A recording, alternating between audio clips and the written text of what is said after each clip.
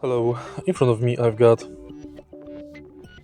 AUDI SQ5. In this video I'll show you how to adjust head-up display height, brightness and rotation.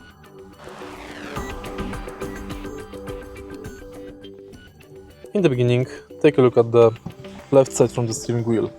Right here on this knob you can change head-up display height. To change brightness and rotation, take a look at the screen display and go to Car,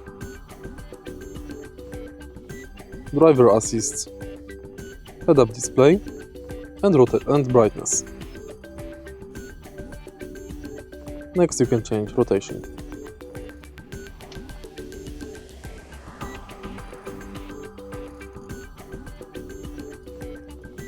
If you found this video helpful, please leave like, comment and subscribe.